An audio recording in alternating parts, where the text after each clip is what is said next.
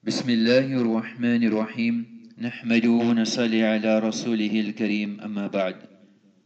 A person in this era and zamana who has been given iman has been given a heritage and legacy unmatched, unparalleled in human history. Firstly, from all the creation of Allah, Allah has made him a human being. From the people of insan, Allah subhanahu wa ta'ala has made him from the people of iman. After giving him iman, Allah has made him from kuntum khayra ummatin ukhrijat linnas, from the best of ummats taken out for the benefit and hidayat of mankind. Then a person has been given a great bounty where we have been left with a legacy to follow the most beloved and chosen individuals on earth, Anbiya alayhimus salatu wassalam. And not only that, but we will follow the greatest Nabi that has ever set foot on this earth, the most beloved of Allah, فَكَانَ قَابَ قَوْسَيْنِ أَوْ أَدْنَى, where he was directly in close proximity to Allah. That Nabi we are told to follow, أَطِيعُ اللَّهِ وَأَطِيعُ الرَّسُولِ. And then a legacy that Sahaba radiyallahu anhum wa radu an had left for us. So there can be no individual in history, in humanity, who have been given a greater legacy and has been more fortunate than a person in today's times who has this iman. Now it is up to an individual at what level, at what extent effort is made to achieve the objective. If we look in history, in Japan, there was a dog called Hatchiko. It was an Akita breed, born in November 10th, 1923, in a farm in Japan. 1924, a professor at the agricultural department at the Tokyo Imperial University took Hachiko as a pet and brought him into the city of Tokyo in Shibuya. Would travel every day, and when commuting to work, he would leave the house, greet, and at the end of the day, he would accompany him to the Shibuya station. So this was their daily routine. In the morning when he used to leave for the university, he would accompany him to the station, and he would wait for him to return and go back with him home. This was until May 1925. It so happened that Taqdeer, the professor, suffered cerebral hemorrhage while giving a lecture in his class, and he died without returning to the station where the dog was waiting. Each day for the next year, 9 years, 9 months and 15 days, this dog awaited his master's return, and he would appear precisely when the train was due at the station. So there were other commuters there, and they noticed the dog frequenting the station.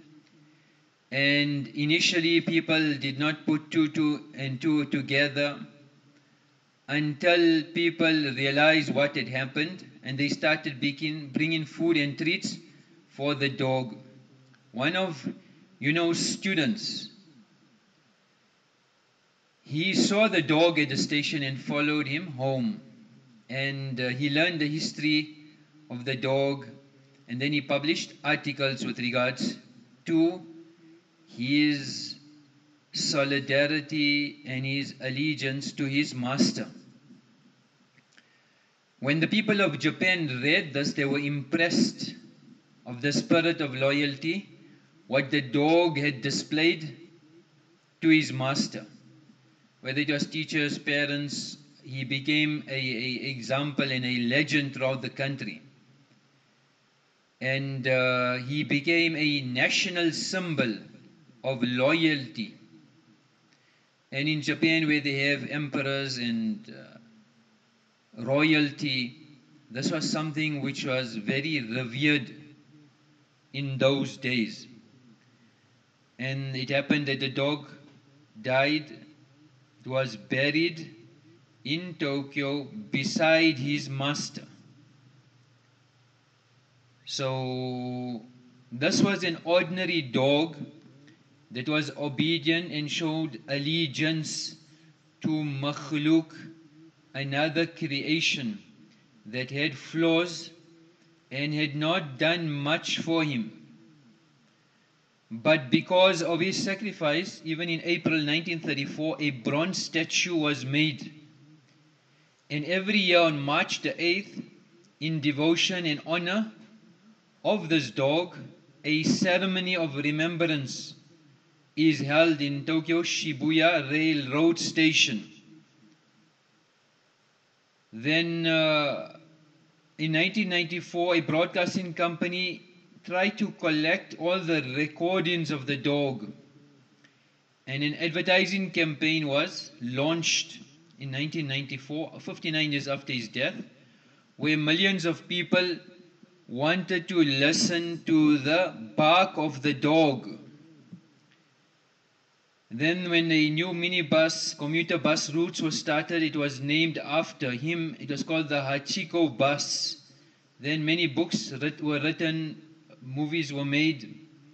This was a single dog whose objective and creation, compared to insan, who has been created, engineered, built, made, inception, is to obey and to find this Allah, to become a master and servant of this Allah, to be loyal and obedient to this Allah. This was the quality of a dog, but Allah gave it so much honor in dunya.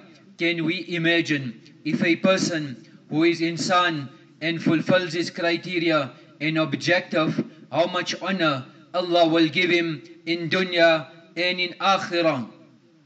This is just a small synopsis, an idea for a person to get. Ulama have listed, there are so many qualities in a dog. If a person comes close to that, then he can be regarded amongst the awliya. Number one, a dog is very loyal. Number two, it's very grateful. Number three, if it is beaten or rebuked on any wrong, it does not get angry. This insan takes revenge and makes statements against Allah, Rabbul Alameen. Yet the dog, after being beaten, comes and wags its tail in front of his master, and close proximity to its master, it licks its master, and no matter what the situation is, it is still obedient to its master. Number 5, a dog is very humble. No matter what the situation, it is humble in front of its master. It is obedient. 6, it is very truthful. 7, it is trustworthy. You can rely on it no matter what, that it is trustworthy, and in any situation it will be there for you. 8, it will never betray you. 9, it will be ready to die to give its life for you. 10, no matter what the situation is, it is satisfied with anything. Whatever you give it, it is satisfied. Whatever you feed it, it is satisfied. It will never complain. Number 12, nothing owns anything. It doesn't have a house, it doesn't have any worldly possessions, yet it is content whatever it has. It doesn't worry about having a house and embellishments. 14, if you tie them up, whatever situation you put them in, they are ready to accept it. 15, they stay awake at night. 16, they look after the master and all the possessions of the master. So a dog can leave a legacy on earth that has been remembered almost a century. This insan, if he makes effort, what legacy and heritage will he leave? We've entered the month of Safar. Nabi alayhi salam said, La adwa wa la hammata wa la safar. There's no such a thing as contagion. There's no such a thing. In the Arabs, they used to believe that the deceased would become into a bird and travel. And there's no such a thing. In the month of Safar, there is bad luck. There's not such a thing as a person is unlucky or a certain disease that would, like scabies, would travel and become infectious. When the Bedouin heard this, he said that animals mix, they interact, and it is transmitted. Nabi alayhi salam asked him, فَمَنِ اعْتَدَى الْأَوَّلِ, who is the one that gave the first animal the sickness? Muhaddithin explain, Nabi alayhi salam has not negated sicknesses, but has encouraged our attention, the ummah, to be happy with the decision of Allah and the qudrat of Allah. Otherwise he said, La yuridu mumridun ala musahih, that a person who is cured, it is not necessary that if he comes into close contact with a sick person, he will become infected. So he was trying to allude to us building that yaqeen, that our attention goes to Allah and not to the creation and the means and the asbab. إِذَا سَمِعْتُمْ بِهِ بِأَرْضٍ فَلَا تَدْخُلُوهَا. Otherwise there are the narrations, if there is a plague then don't go into that area and vicinity. So it is not negating a sickness, but is encouraging us to build this yaqeen. The riwayat in Tirmizi, لا يؤدي شيء شيئا, that one thing cannot transmit another thing. So Allah subhanahu wa ta'ala has created every human being, every entity. وَكَتَبَ حَيَاتَهَا, Allah has decided the life of its creation. Allah has decided وَمُصَابَهَا, and what inflictions and afflictions and difficulties it will undergo. وَرِزْقَهَا, and Allah has stipulated its rozi and risk. So a person should not get caught in this trap. مَا أَصَابَ مِن مُصِيبَةٍ فِي الْأَرْضِ وَلَا فِي أَنفُسِكُمْ. Everything that happens on earth, إِلَّا فِي كِتَابٍ مِّن قَبْلِ, it is in the book of Allah. Everything has been predestined. So ulama explain, a individual has been encouraged to take precautions and should not put himself in that situation of destruction. So there are different narrations where Nabi alayhi salatu wasalam encourage and discourage. The reconciliation was depending on the person, the place, the time, the situation, the yaqeen. Once Nabi alayhi salam was passing by a wall which was seemingly going to collapse. فَأَسْرَعَ, so he hurried and he rushed. And he said, أَخَافُ مَوْتَ الْفَوَاتِ, that it's possible this wall will collapse, so let's rush.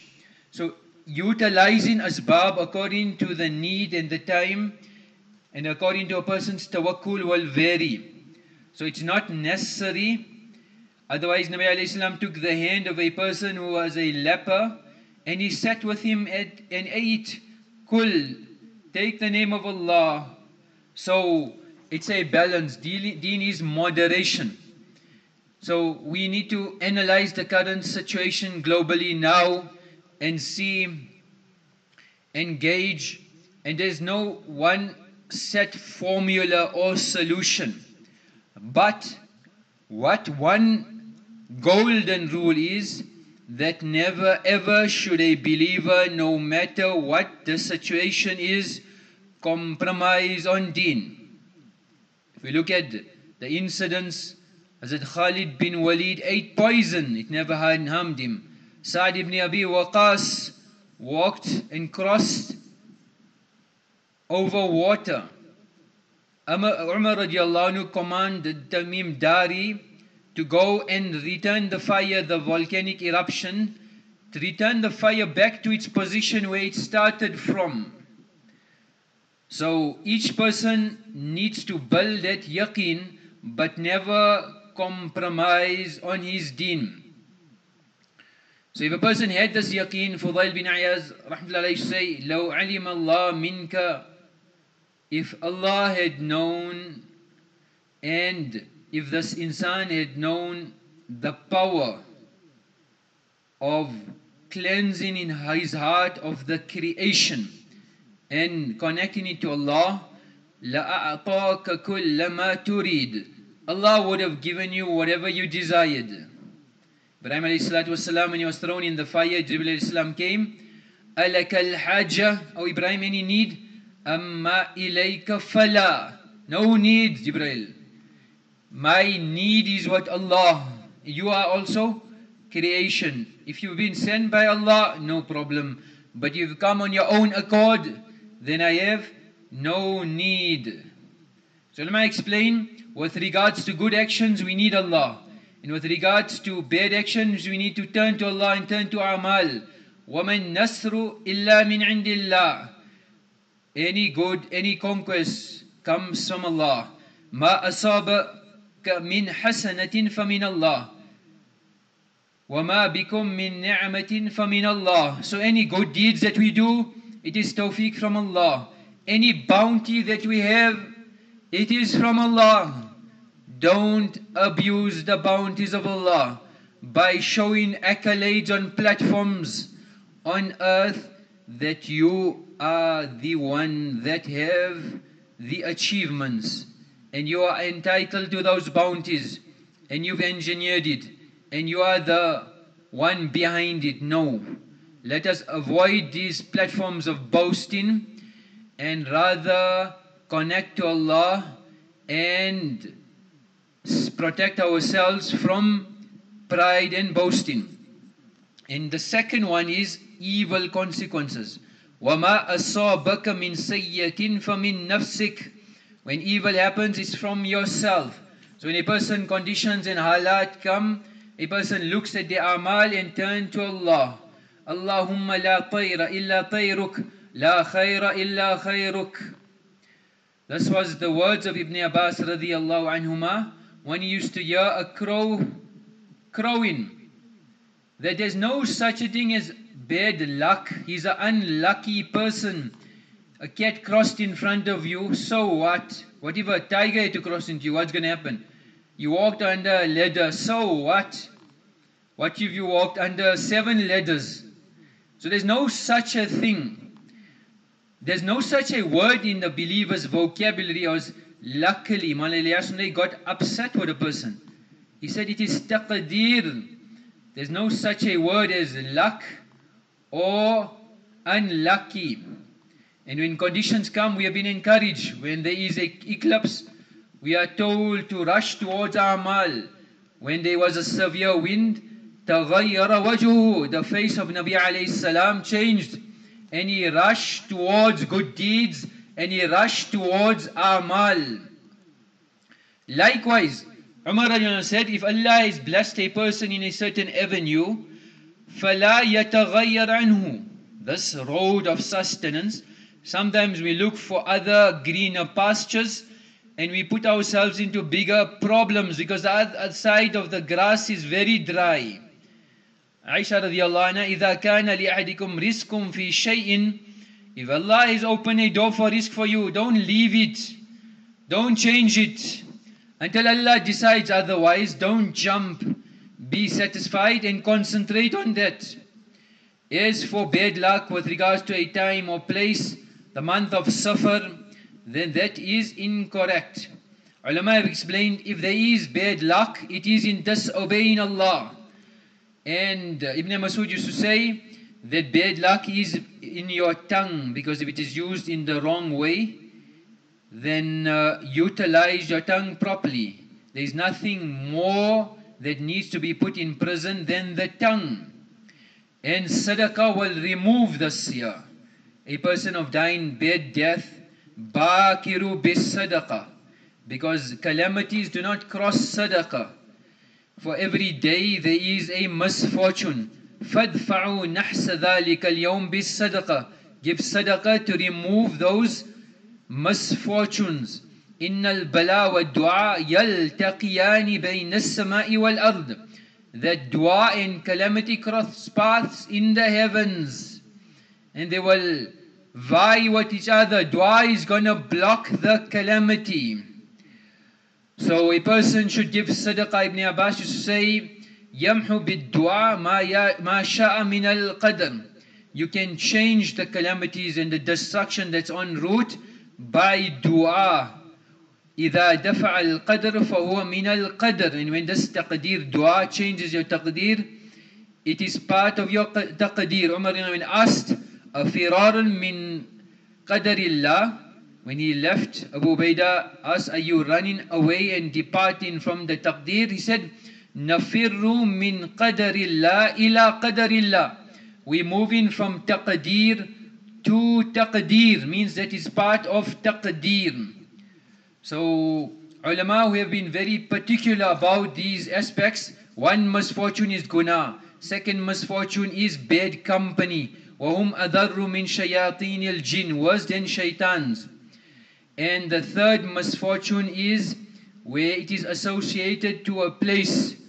And that's why we have been encouraged that when a certain adab came to a certain nation, then Nabi alayhi salam told Sahaba to go far away from that. So Allah has given us all these bounties. Let us utilize this properly and leave a legacy for humanity. Wa akhiru da'wana anil hamdulillahi rabbil alamin.